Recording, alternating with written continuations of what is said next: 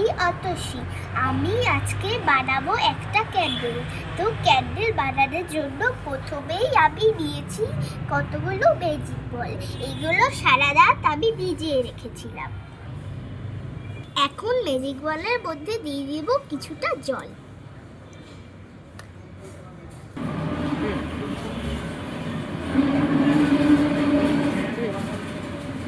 এর উপর দিয়ে দেব এখন মোম।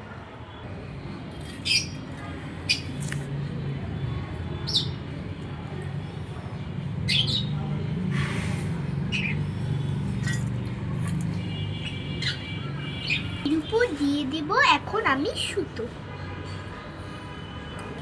এখন শুকোনোর জন্য অপেক্ষা করব 2 ঘন্টা। জ্বালানোর পর্যায়ে এসে গেল। এখন আমি এই মোমটা জ্বালাবো। এখন মোমটা জ্বালিয়ে নিলাম। আজকের মতো টাটা, বাই বাই।